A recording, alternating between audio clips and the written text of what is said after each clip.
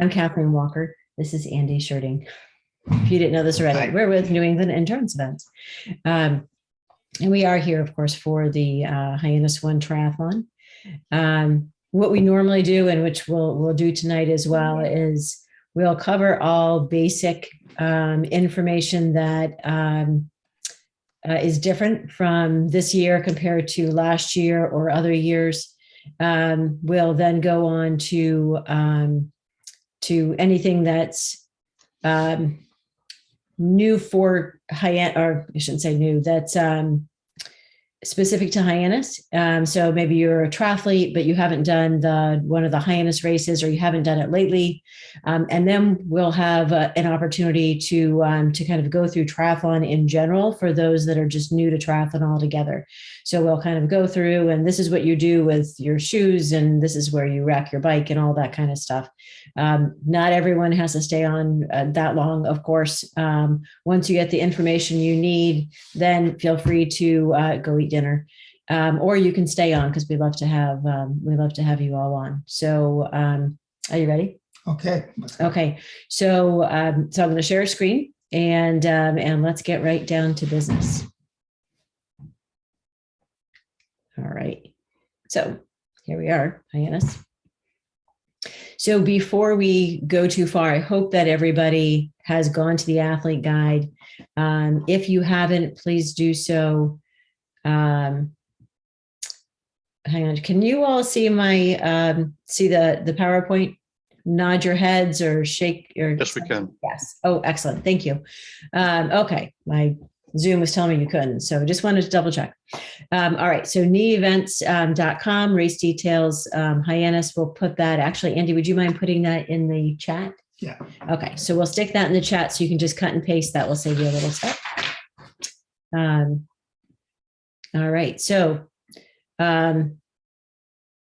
frequent to Hyannis, but things that are new for this year, we're just going to jump in. So any questions anyone has, stick it in the chat. And then after each section, we'll kind of answer those questions. If your question is, let's say we're doing this first section about what's new this year, and you have a question that has to do with more of like the new triathlete, we're going to save that until later. So if you can kind of keep your questions to the section that we're in, and that will keep everybody happier. So what is new this year? We've got a number of things. One is our lobster pot team challenge. So it's something we're doing for Hyannis 1, and we're doing for Hyannis 2. It only takes 6 team members. That's a triathlon club. We also have sorry about that. We have a college team. So we have 2 different lobster pots for this year. One for more of the age groups, and then college teams are separate. It is in the athlete's guide. It's also on the Hyannis page, so you can learn more about that. There are prizes for the teams, winning teams, first, second, and third place. So we have that. Please look for information about that, or stick it in the chat. So other things that are new this year, and Andy's going to jump in here. The Olympic course. Now, I think that we have changed the Hyannis swim courses out of the years. Let's see, we took over the races in 2017, you're right. 2017, I think we've changed this course about 10 times. So we're trying to get it just right, so that way we can get in that Olympic distance, and give you at least amount of turns possible, keep you in the shallowest water that we can. We're really doing everything possible to make this the best swim course you've ever had. Okay, so Andy, do you want to talk about the Olympic course and how that's adjusted? Sure. I was just learning that you can't paste into a Zoom chat box, so I had to type it in. Yeah. Okay. Yes. Those who have been with us for many years up to last year know that we used to start the race at the eastern end of the Craigville beach. That was right here. Yes. So what you're looking at there, that huge parking lot, is the Craigville. It's actually the visitors beach. There's also another nearby. There's a Craigville Residence Beach, which might be good to know if you use Google or something like that to get there and you haven't never been there before. That might take you to the wrong beach. They're only about a quarter mile away from each other, and the Residence Beach is out of sight there. So the race used to start on the right end. You can show on the cursor. It used to be right here. Yeah, and that's where the race would start for the sprint race. Sprint race was going on for 38 years before we introduced the 40. Yeah. Sorry, we're on our 40 something year now. So sorry. Go ahead. Before we introduced the Olympic distance race,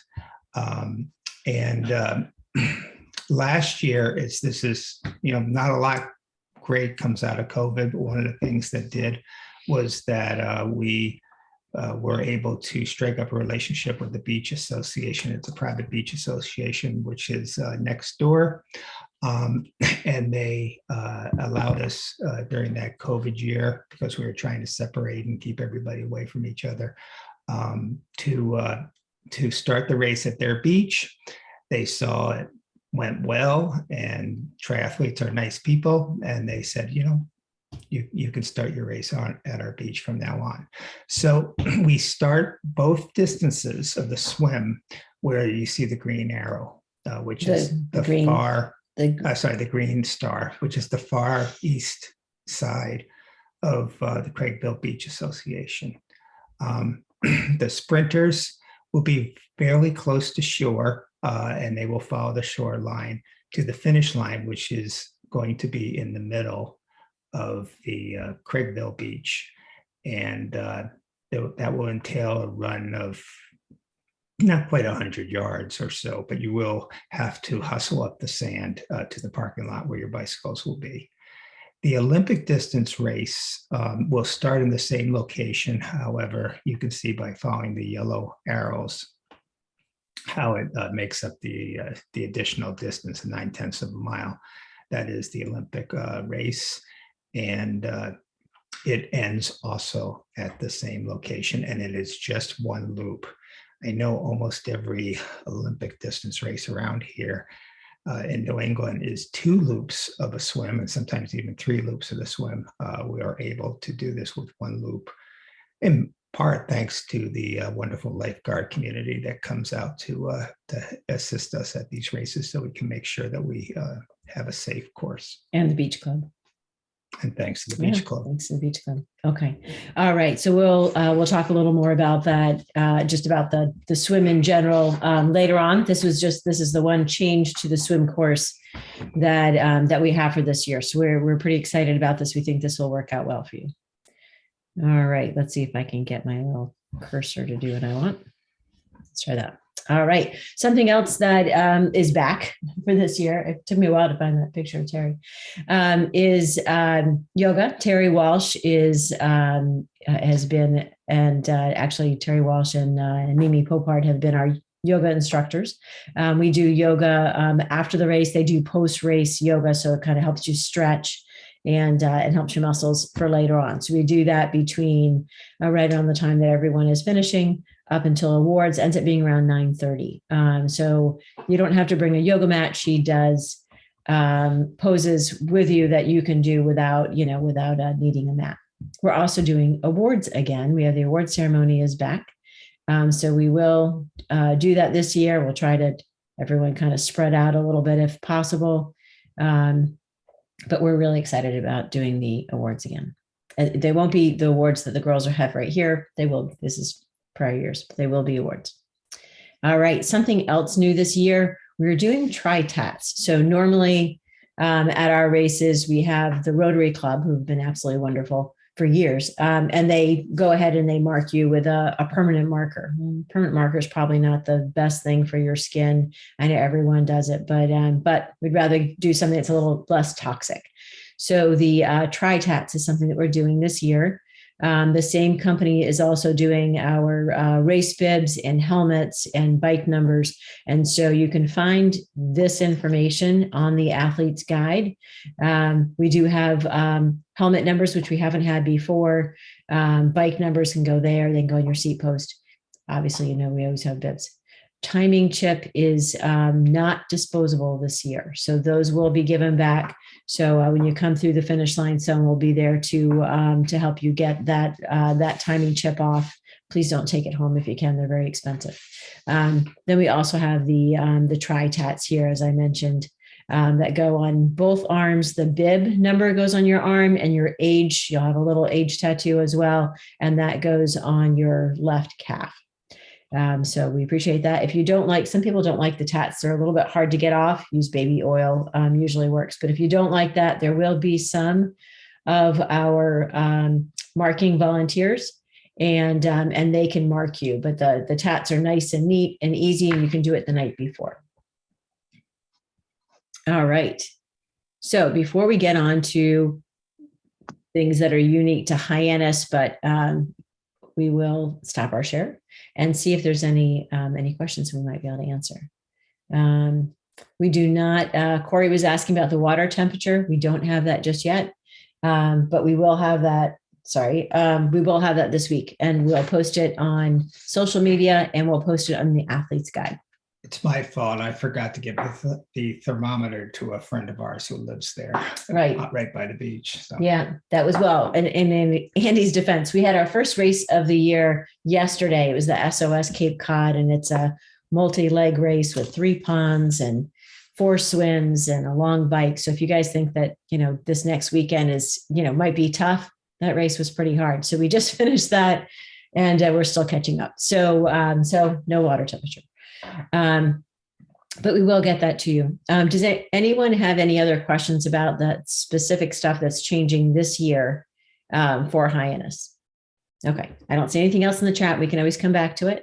Let me, I'll share my screen again, and let's move on to Hyannis itself. Oops.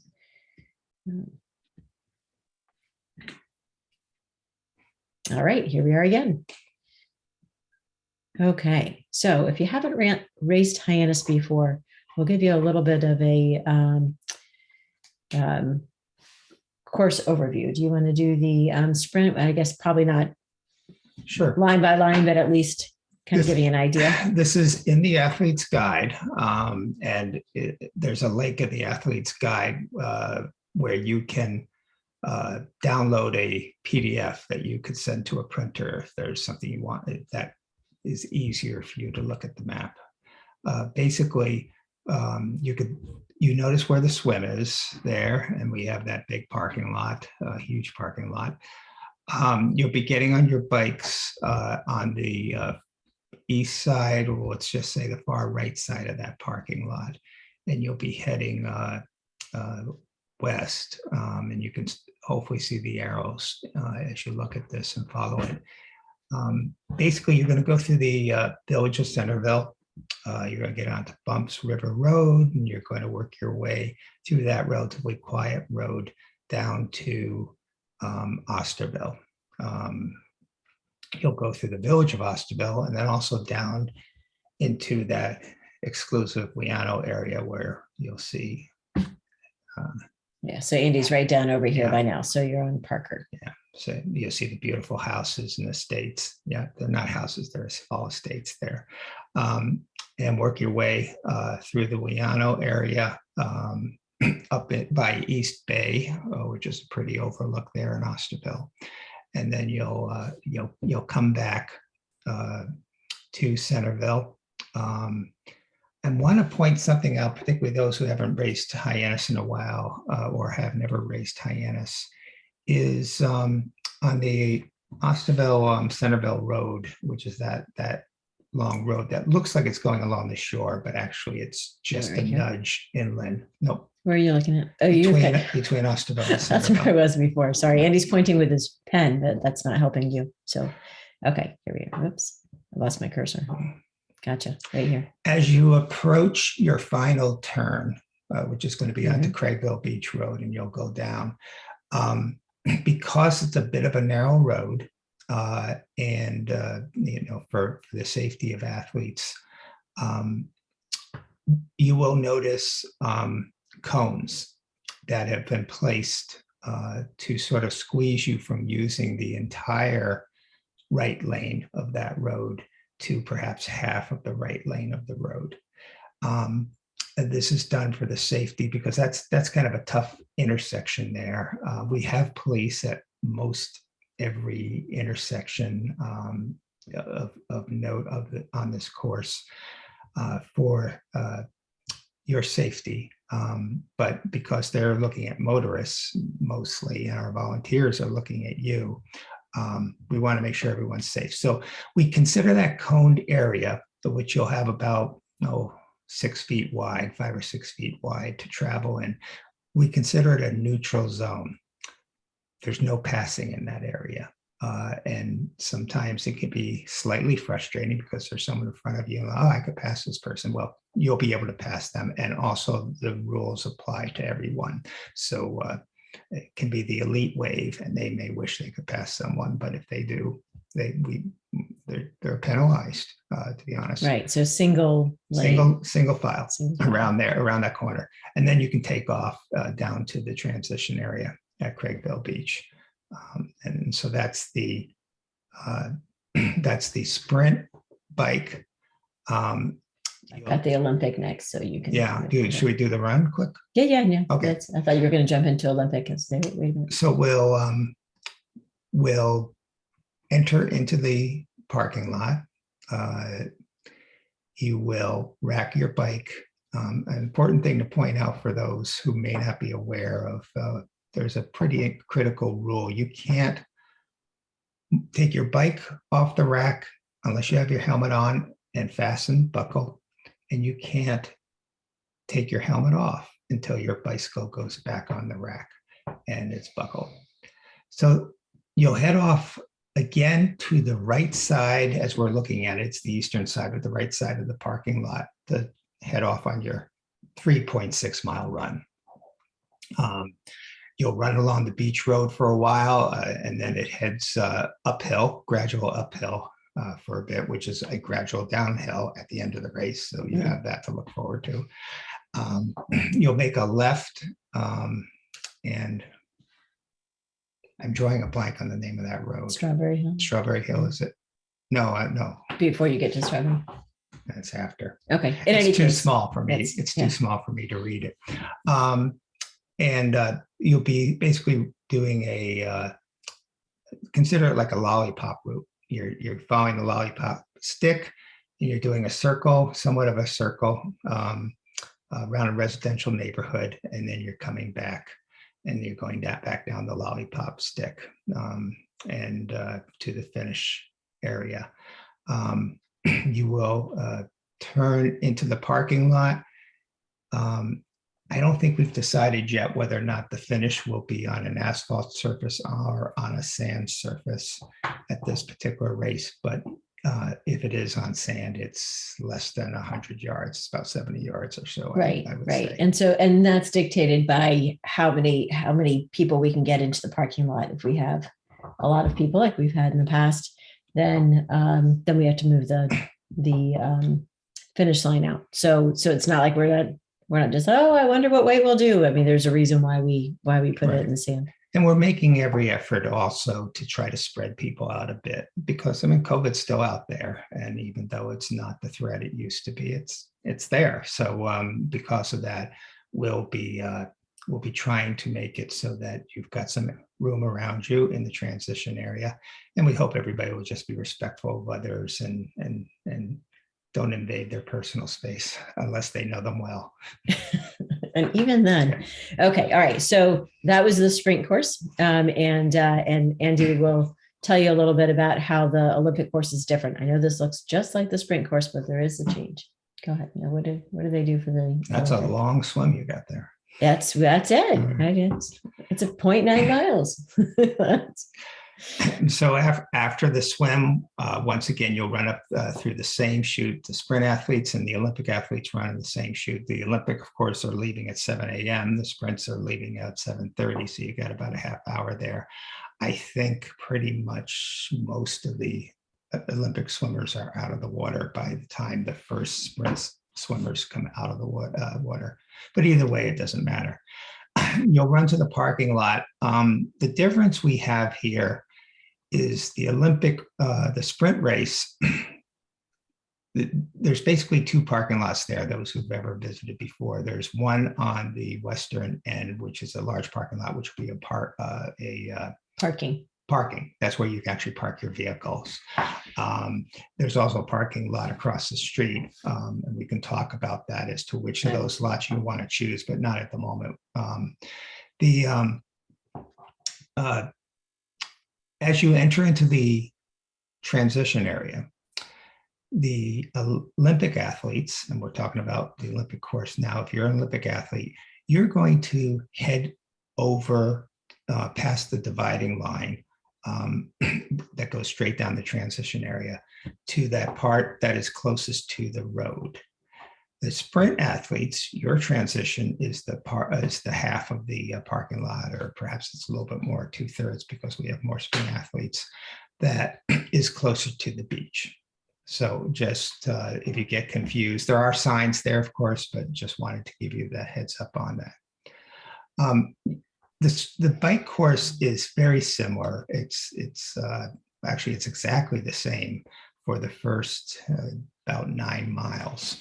And then as you're coming back from Osterville and you're heading toward Centerville once again, you're going to notice signs, multiple signs, warning you that the Olympic second loop is to your left and is imminent. There you go. And there Kathleen is showing it with her cursor. So you're going to make a left-hand turn there, and you're going to follow Bay Lane is the name of that lane.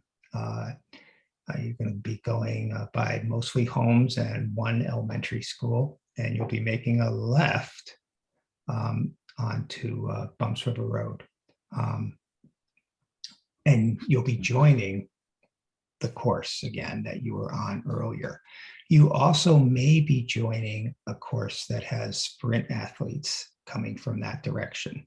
We have all the caution signs, but sometimes people, they get into a zone where they're going, they're like, whoa, what are these people, where are they coming from? So you need to be aware as you make that left turn at the end of Bay Lane, that you are joining in with other athletes who will be coming from your right side. Then off you go again on that loop, going through Osterville, and you're coming back to Centerville. And now you don't have to make that left turn anymore. You're just going to blaze straight through it and on the Centerville Osterville Road, and make a right onto Craigville Beach Road. Once again, you'll have that coned area that you'll need to consider a neutral zone. And right, so we're back up here. It's up a hill, actually, the coned area. So that so just work your way up that hill and take a few breaths and get ready to zip down the hill to the beach. All right. So now on the run, what's different about the run? So on the run, you're going to head off with the other athletes, the sprint athletes, as we talked about. And you're going to start on the loop of that popsicle, go through the residential neighborhood. You'll come back and start heading toward the beach. And you will not make a right turn to do your second loop obstacle. You will keep running toward the beach because we want the Olympic distance race to be exactly 6.2 miles. So you just wait until you see a sign that says Olympic athletes, U-turn. It's right here. That's your spot. You turn around there, and you then do that loop again. And when you're finished with that loop, you run past that point and keep on going to the your finish line. And that's it in a nutshell. That was a big nutshell. Yeah. Okay. Does anyone have any questions about the Olympic or sprint courses specifically? I know that there's some other questions in the chat that we'll get to, but before we go to a different screen, I want to make sure that everyone understands that we actually have a slide for the transition to be like, what side do you go on if you're Olympic or you're sprint? So I'm happy to go through that in a sec, but I don't see anything else in the chat. I should double, yep, nothing else in the chat. So let me Not on the course, but we'll All right. get to the Yep. other questions soon. So transition. So Andy, you were talking a little bit about, if you can just show them again, Olympic versus sprint on the transition, and then we can talk about ins and outs and so forth, and the parking lot. So here we have the Olympics are on what side? Yeah, this Right may here? be an older photo before we had the Olympic race. Well, we don't have that. But yes, Usually closer. there's signs down there, and Andy's looking for the little sign that has it. There's no sign in this photo. This is an old photo, but the Olympic athletes are close to the road, correct? Right. I always forget which way, but Andy knows. So the Olympic athletes are going to be closer to the road, and then the sprint athletes are going to be on the other side. There's cones that go down that separates the two. There's signs. So it'll be pretty obvious when you go in there. You think so? I hope so. Okay. So the registration is over here. It's no longer one big tent. We have little tents now. We try to being COVID friendly. We now have smaller little pods instead of one big tent. But that is over here on the right. It's right by the bathhouse. There are porta johns that are over here on the right of the bathhouse. There's also bathrooms inside, so you guys luck out there. And we have a little athlete village, if you will, over here. Finish line is right along the beach here. It's either going to be in the beach or it's going to be on the road or on the pavement. But either way, it's going to be in that section. And since we're very appreciative that you have joined this meeting, we'll give you a special little tip, which is you may see some short lines, hopefully short lines for the porta potties. Just try walking around the porta potties and walk into the bathroom, because Right. You may find the bathroom. It's empty. It's empty. Yeah, and the toilet's flush, so even better. So yeah, go around, because everyone thinks that the porta potties are it, but now you guys know. Go inside. Okay, so Andy was talking a little bit about parking. So here's our transition, and where, if you remember a few slides ago, there was like a smaller parking lot and then a bigger parking lot on the side. We take the smaller one for transition, and the bigger one kind of goes off the screen here to the right. You can park there, or there's a parking lot that you can just barely see in the corner. It's actually, it's probably right beyond that. It's grass and stuff, but we park there. So Andy, you were talking about, if you are a sprint athlete and you want to get out before the end of the race, before the Olympics get out, but if the Olympics finish, did you want to touch base on that? Well, we suggest those who are doing the sprint race, and let's say they consider themselves in the middle of the pack or faster, you may want to consider parking across the street, because obviously we can't let athletes onto the street while a race is still going on, or while there's still bicycles on the road in the lane that you would be taking. So you'll get out of that parking lot earlier if you park across the street. Olympic athletes don't worry about it, because even if you're the winner of the race, by the time you get to your car and you get everything squared away and you go out, the bike course is completely shut down and empty, and you can just go home. So we ask the Olympic distance athletes and the slower sprint particularly the Olympic distance athletes, to park in the main parking lot, and the sprint athletes, who are somewhat on the faster side. Well, or just want to get out. But if you're slow, you're going to be getting out. I mean, when you add up the distances of someone, let's say, who does a 2-hour sprint as opposed to a 1-hour sprint, it doesn't matter anymore. But you might win an award. You're going to be sticking around for the award ceremony. That's right. True. If you plan to win an award, then you don't have to yes, there we worry go. about it. If you plan on winning an award, park in the big lot. Okay, so we've covered where you're going to put your bike, in which section, and where you're going to park your car. So just to give you a little lay of the land, and do you want to tell them where they're going in and out? No, I could do it. I just figured give you something to do. No, that's fine. You go ahead. Okay, let's see if I can remember. It's been a whole year since we've done this. All right. So the bike, here's a swim exit, right? So you're gonna come from the water. You're gonna run over here. You're gonna run into transition. There's water right here for you. And then you're going to get on your bike and you're going to go out right over there. You can't quite see it. There's a gate. You're going to take the gate. Am I doing that right? And then you're going to go down this way. When you come back, you're going to come in right here. Then when you run, by that time, you're going to be able to get out over here. There's another chute for the run, and you're going to go out. Town is the other way, where Andy was showing that little lollipop. Oops, sorry about that. Here you go. So then you're going to run out that way, and then you're going to come back around. There's another chute that's going to bring you down to the finish line. Okay. Mm-hmm. All right. Spectators. I've had a couple of emails about spectators.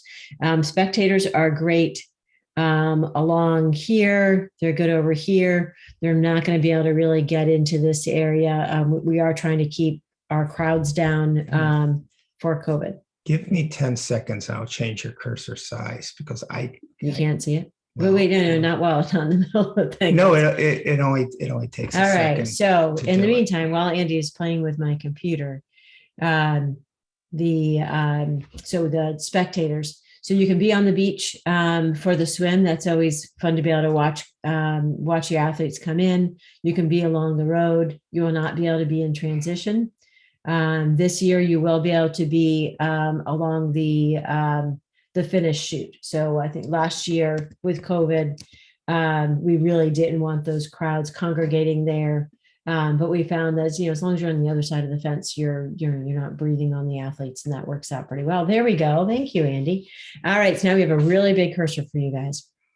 So spectators can be on the outside of the finish chute. If you have a dog, they can't be in the beach area. So the beach personnel will tell you to move on into, out into the road. It's a huge cursor. Yeah, please don't bring the dog inside the venue because, at the next permit meeting next winter, it comes up. It could possibly be brought up, and then we have to deal with it. Right. Okay. All right. There we go. So the swim start. So Andy was showing you on our little diagram where the swim start is. So you saw that it's right over here. Now that all depends on the piping plovers. Last June, we had plovers exactly where we wanted to, right where we wanted to swim. So, obviously we don't want to interrupt their nesting. And so we moved our corrals over. So our plan is that we're going to be as far over as we can. If not, we'll adjust a little bit. And then of course you're going to swim in the water there. All right. So this is what the swim start looks like.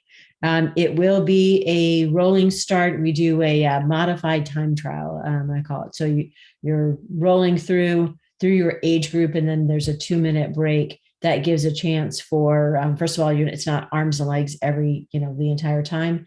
It also gives a chance for the lifeguards to see if somebody is struggling. It's a lot more obvious when we're doing it in groups. So just 2 minutes between the waves. And it will be rolling. So you just seed yourself depending on, if you're fast, then get in the front, and if you're slower, get in the back. All right. Oh, and then so Andy was talking about the course. I wanted to make sure to show that to you again, since we're just talking about the course. So for any of those that have come on in the last little bit, this is the Olympic course here in yellow, and there are rectangle buoys at each of the turns. And that's a slight turn there, so you get a buoy as well. The sprint is orange buoys, where the Olympic is yellow buoys. So you'll, if you're a sprinter, you won't worry about those yellow buoys at all, and you'll go right to the orange buoys and right in. Okay. All right, so let's talk about the yellow buoys. Keep the buoy on your right, and I'll show you a better picture of that. That is a triangle buoy. So buoys on your right the whole time. There we are. That's a better swimmer's view. We have plenty of lifeguards out in the water, just like this gentleman. And if you're a sprint distance athlete, you are also keeping the buoys on your right, but they will look like this, these round orange buoys. All right, and then here you can see that course. All right, and the finish line, you'll be coming in, you can see Andy was talking about, that's a run into the into transition. With this cursor really works well, doesn't it? Also, Andy was talking about the parking lot. So this can be, if you're with us for the morning, great place to park. And if you want to get out, you can park in this lot across the street because you're making a right and then you're going out, and that's something that will work better for you.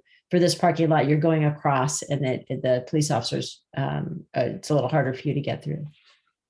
Yeah, and just because we may forget to mention it later, but there are certain regulations that the governing board of triathlon, USA Triathlon, has, and they will restrict us to some degree on letting you get your bicycle and leave the transition area right away. So if you thought you could finish the race, grab your stuff and go, unfortunately, we can't do that because of our sanctioning, which affects our insurance and everything and safety. else. So to Andy's point, bikes need to be all bikes need to be in transition before you can leave with your bike. So enough time. I think I've had some people say, "Oh, I've got to go to work." You got to plan ahead a little bit, knowing that you're going to be there until we can get all of the bikes in transition. So this is what our bike out sign looks like, or flag looks like. So the outs are all green and the ins are red. So you've got bike in, bike out. Of course, you're going to walk your bike in, walk your bike out. So the last few years, we've had some really creative signs and lots of happy spectators. We love that.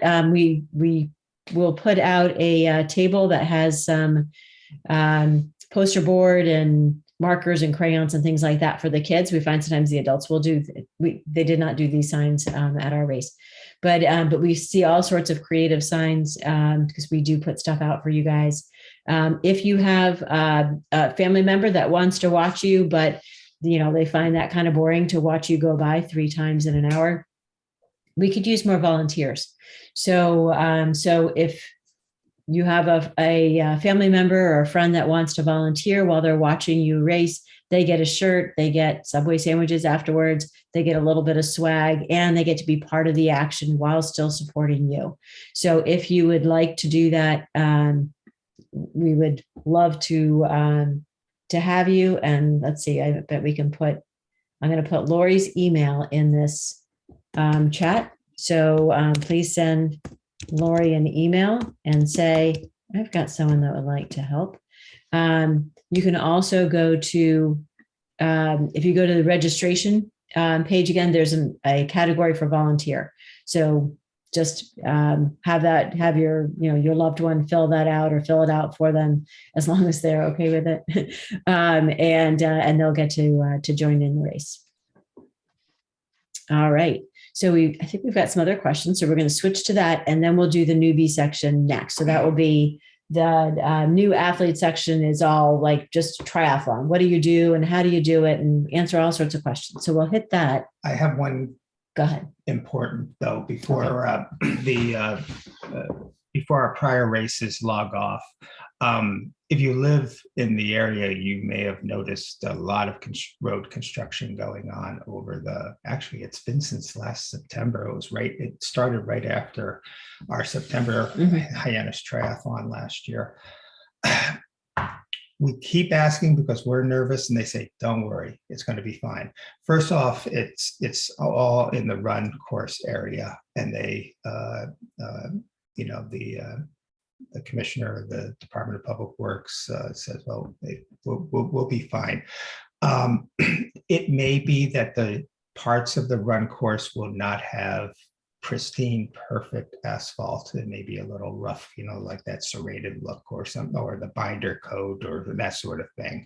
But don't worry, you're not going to be leaping over ditches or something like that. Right. So so a little bit of road construction, but every night they have to pave it over.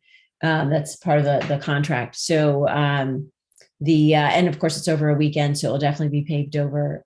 So that way you guys can run on that. But all right, so let me take off my share here, so that way I can answer. We can answer any questions that have come up. All right. So Matthew asked about the timing straps. I think it was the first race last year. The timer that we had, the glue that glues those are disposable timing chips, and I guess they had been sitting around all year. I don't know what happened because of COVID, but they kept coming off in the water. So you're not the only one that happened to. This year we have a different timer, and we have non-disposable chips. So it's like a Velcro that will go onto your that will secure onto your ankle. So you shouldn't have any problems with that this year. It was hard to yell at the timer. For Pete's sakes, they couldn't use their timing strips for over a year because of COVID. So when they brought them out in 2021, they didn't work well. We were the first race of their season too, so they didn't realize that was an issue until our race. So we all made plenty of at the top. Yeah, that's how I'm going up that way. So yeah, last year was just, we do everything that we can just to get through the race. So sorry that happened to you.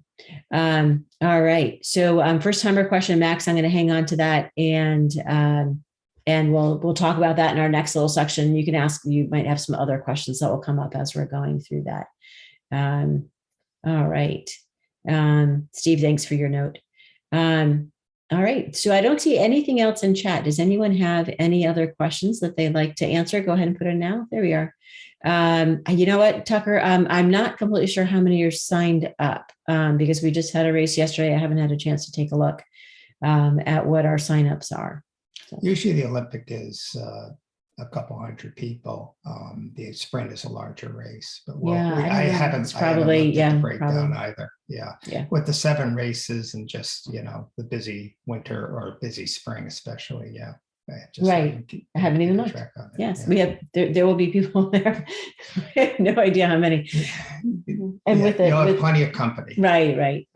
And with the team challenge, I know that we just talked to one of the teams today, and they had a whole bunch of people coming. So it will be a festive atmosphere. All right. So if we don't have any other questions there, I'm going to switch over to the new athlete section. So there we go. All right. So I mentioned before that we have tri-tats. We also have people that will mark you if you prefer to be marked with a permanent marker instead. Everybody in any triathlon has to be numbered. It's a way of being able to see, who you are in that way. Even if you're not wearing your bib, you only need to wear your race bib when you're running. So you have your bike number on your bike, and you also have numbers on your arms. So your bib number will go on your arm. You'll see your tat, and let's see. So you're going to get an envelope. I don't know how much you guys can see that right there. And there are race tattoos inside. So you'll just take these, separate it. There's all instructions on the back.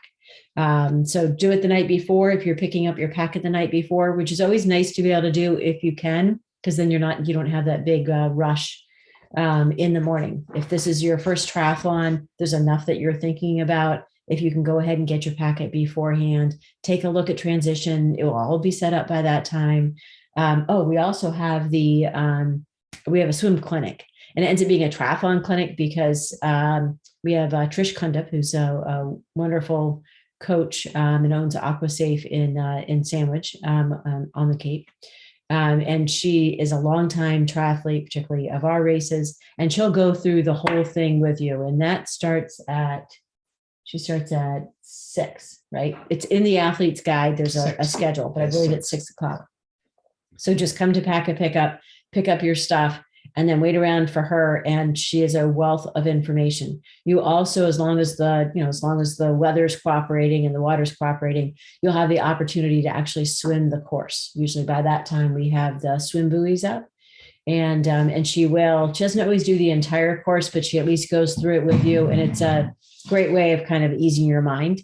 And it's always great to be able to get in the water before an event. If you can ever get into the same body of water that you'll be swimming in, it will make you definitely feel more comfortable during the Am I too fast? No, we will not have those big orange and yellow buoys up Oh yeah, on not to Friday evening. We'll have the little smaller ones. marker buoys, so we work with the harbor master to set the course on Friday afternoon, but we set them with small buoys. That way, in the middle of the night, strong wind, or what have Takes you. them away. Yeah, we just, You're right. Sorry. yeah, go with small buoys. But I think for most people, they find them useful. If they want to do a swim the evening before the race or the late afternoon before the race, they can kind of sight things and kind of figure out, okay, if I swim toward this, I'll be right online. It's a good thing to do if you have the time for it, but it is swim at your own risk the evening before the race. We can't have lifeguards. Right. Usually Trish has one guard out, but it is swim at your own risk. All right. So earlier I had mentioned something goes on your calf. So this is your age. So your age goes right here. It goes down. There is the tats. We actually have a little age group tat as well. So that will go on your calf, or you can have somebody put it on there for you. All right. So Andy was mentioning transition earlier, and he was saying something about the Olympic or sprint, like what side is what. So the Olympic side is over here, sprint is over there. You can see these are the signs he was looking for before. So we have the little, we'll say Olympic or sprint right here. This is what transition looks like. The bike racks, it's usually 6 per rack. So you'll do, your bike is facing, I think I've got a better picture. I'll show you in just a sec. Your bike is facing you. It goes on to the rack. So I'll show you that, but you can see it's kind of crowded. So you don't want to bring a ton of things with you, just what you need. Here we are. Okay. So let me show you. There we go. So I was talking about the rack. So this is how you want to rack your bike. You rack by the seat, not by the brakes. It's very easy to break your brakes, particularly if somebody else went to get their stuff off of the rack and then all of a sudden your bike fell and now you don't have any brakes. So you always rack by the seat or by the saddle. All of your things are going to go over to the side.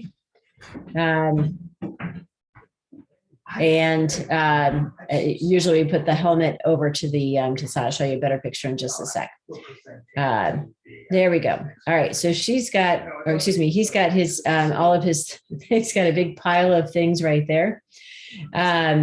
So you want to so you want to have all of your things to one side, so that way there's plenty of room for everybody. So we have right here, there's your, you have your helmet, your shoes. And then if you're wearing, then you've got your running shoes for running, as well as a towel. So it's nice to be able to have something there so you can wipe your feet before you put on your bike shoes and your running shoes. And usually you stack those in order of what you need when you need it. So you'll have your swim stuff with you in the beginning of the race, and then you have your bike shoes with your sunglasses on there and your helmet. If you turn your helmet upside down and face it, so that way you can just kind of put it on your head. And then make sure you're going to buckle that before you take your bike off the rack. So Andy had mentioned that before. Excuse me. That is a USAT rule. It's also to make sure you've got that helmet on. It's really easy to go off and go, oh shoot, I forgot it. So you have to put the helmet on and have it buckled before you take your bike off that bike rack. All right, so we got Andy back. So water bottles, of course, you'll want a water bottle for the bike. And then you might want some so you can drink a little water on the run. We do have water stations. We actually have one for the sprint, and then you come across that one twice if you're doing the Olympic. There's also water when you're exiting the transition area when you're running. And then when you're coming out of the swim right by the transition, there's also water there. But some people like to have water on the run. So keep that in mind. If you need it, then make sure that you have something with you. All right.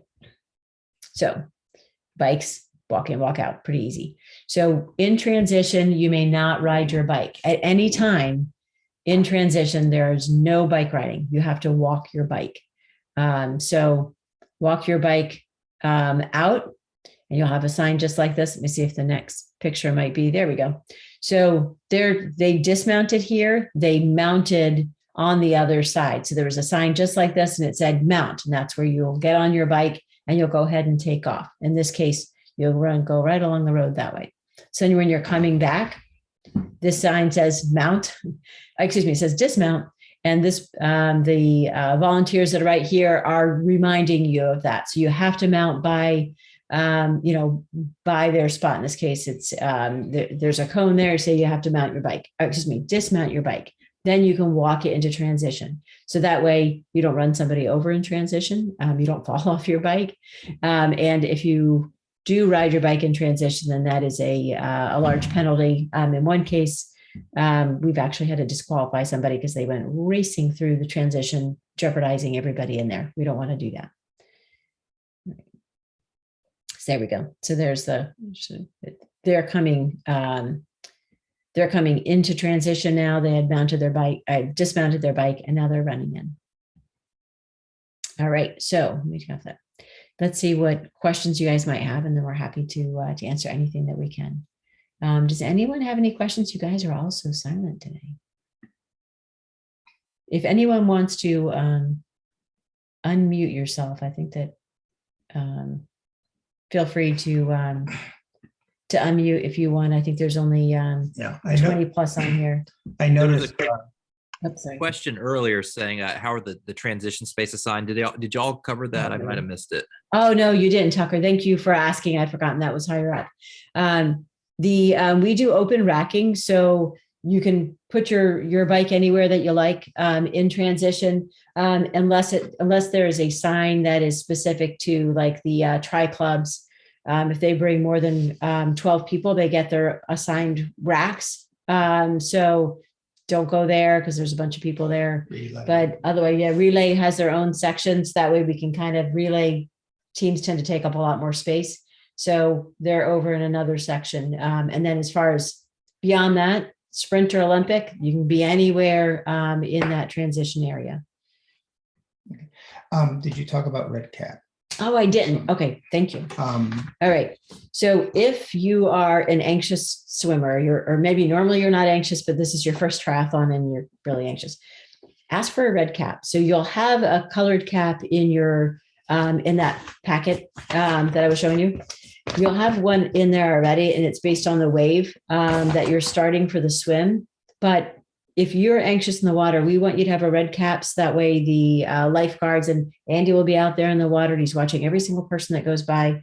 That it's better to have a red cap. So that way they can get some extra eyes on you in the water. So he said, if I could use a few extra eyes on me, I'll have a red cap. And don't be brave.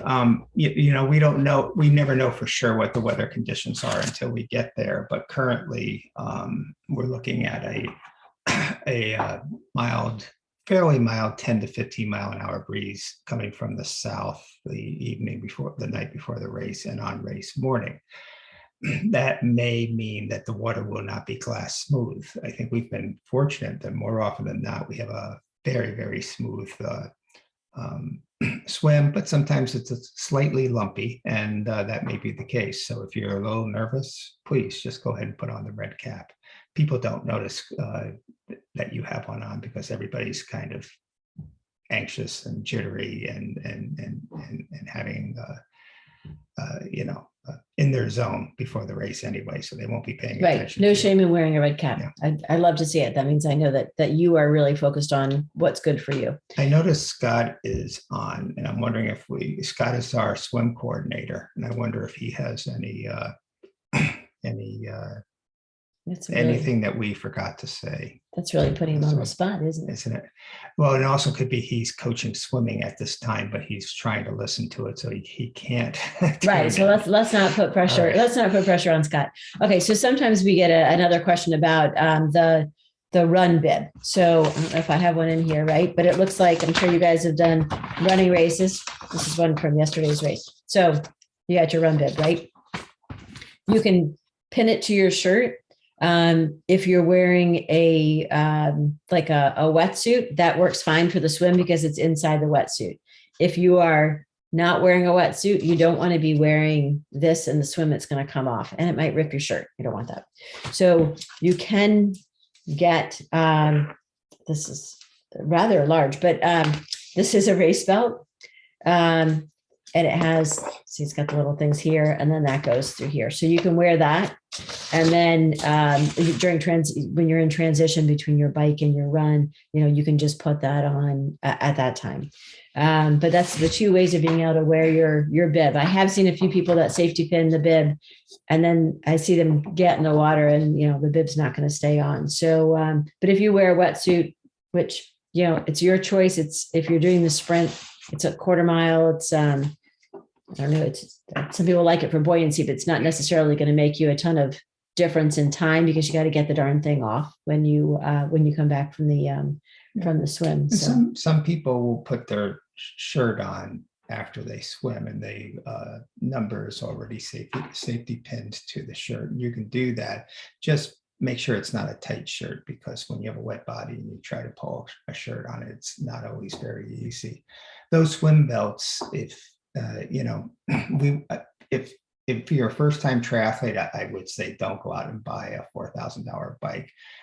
Don't go out and spend crazy money on things. But for a few dollars, you can get one of those swim belts. Just get on Amazon tonight, or they don't call it a swim belt though. Run belt. Just hop on Amazon, or I think even a lot of the running shops. Like running Marathon shops Sports has it. Yeah. So that is a good investment. And it's only a few dollars, so it's not too bad. All right. Does anyone have any other questions? I feel like if you all are still on it, you probably have. It might be your first race or one of your first few races. And I imagine that you still have questions. So don't be afraid to ask. I think somebody turned off their mic and asked, like, that's fine. It's just a few of us here. So please, anyone have any other questions? There's no stupid questions, particularly during an athlete's meeting. Anyone have anything? No? Can you think of any questions, anything that they might want to know? Oh, one thing I can tell you that you might not have thought of, at packet pickup, we were just talking about the packets. When you come to pick up your packet, first you want your USAT number ready. If you don't have a membership, that's fine. That you do have to have a 1-day membership, and that's to cover you for event insurance. If you have, some kind of incident, which very few people do, but you still want to be prepared for it. That insurance covers you. It covers us. We're a sanctioned race, and that's how it works. You have to have a 1-day at least. If you don't have your 1-day yet, you've been getting emails saying, get your USAT membership. Please click on that button in the email and follow that link. We will not be able to, usually we would do, you can come race morning, pay cash, and then we'll go ahead and take care of that for you. They won't let us do that anymore. So from now on, it has to be digital. It has to go through the website. So you'll want to take care of that beforehand. Also, last year with COVID, they were allowing for somebody else to pick up your packet, but you can no longer do that. So, and that's the rule had always been that you have to show up with your ID, and then we take a look at it, make sure, yes, that is exactly who is picking up this race packet. And during COVID, they kind of relaxed that a little bit. We're back to it. So make sure you bring your ID with you. All of this information is in the athlete's guide, by the way. Since I think many of whom are left are first timers, we may want to talk about the friends and family wave. Oh, that's a great idea. First timers wave. Yes. Okay. Is it the last wave? Is it just one this year? Or will it be 2 waves? I'm not sure. I haven't looked at how many we have. So we normally, I don't have more than 50 people particularly in a newbie wave. We really don't go over that. We want you guys to be comfortable. So I'll split it into 2 if we have more. And then there's the friends and family wave, which is the last wave. The idea is that you're not looking to win anything. You're just out there having a good time. You want to be able to swim with whoever it is that you came with. You guys will be able to swim together, take it easy. Lifeguards are out there for you. We see a lot of friends like to do it. We see a lot of mother, father, son, mother, son, daughter combinations. The whole family. So yeah, in those, and it is nice. It's really a very welcoming atmosphere, and everybody is very gentle and kind. Right. So that's like the newbie wave. So if this is your first triathlon, you're like, the swim is the whole reason why I haven't done this yet, and so I'm a little bit anxious about that. The newbie wave is the first timer wave, is a great wave. As Andy's saying, it's people are really nice to each other out on the swim, unlike the age group waves, which if you don't move out of someone's way, they elbow you or kick you or swim over you. Not on purpose. It's just everybody's striving hard to get to the next buoy. So. Some of them, I don't know. Sometimes I think some people could just be, no, I'm only kidding. So you're thinking of one friend of ours. Yes, I am. So the first timer wave, people are just nice. It's like you bump into somebody, oh, sorry, are you okay? Everyone's working together because, it's everyone's first time and it's a lot of fun and it's not as competitive. The friends and family wave is the same way. It's not competitive. It's the last wave. Good way of being able to get like a friend that, say, if you're maybe either you're new or your friend is new and you want to be able to kind of encourage them through the swim, that friends and family wave is a great wave to go into. You do not receive age group awards for the newbie wave or the friends and family. Actually, friends and family, there is no award. Your award is being there and being a part of it. But the But the newbie wave does have awards. Okay, go ahead. One of the advantages of the later waves is that you do not have a lot of very fast people zooming by you on the bike. And that could be nerve-wracking. Crashes are rare, but it's still, we don't want to dampen anyone's enjoyment on that day. So that's one advantage. If you are going to race in your age group, you do need to recognize that you will be passed by people who are faster than you. So you have to be careful to not just wander on the road, but you also have to remember to alert the person that you're about to pass. I hope that you may pass many of them who that you're passing on their left, always on their left. You never pass on their right. And once you pass someone, you get over to the right side of the road. This is an important safety rule. It's probably the most important one. You can't tail another bike by, was it 3 lengths now? Currently is the rule, because that's called drafting. You pick up an advantage. So we do have officials who are looking out for that. So we do suggest that at the end of the athlete's guide, you take a good look at that last section, which goes over the penalties. I talked earlier about helmets. Make sure you don't unclip your helmet at the wrong too early, and things along those lines. You can't wear earbuds on the run every year. Or the bike. I see the couple on the bike. Yeah. No earbuds. Every year, and we have a feisty one at the end of the transition area watching you exit. And if she sees someone with earbuds, she's all 4 feet tall, but she'll go running after you.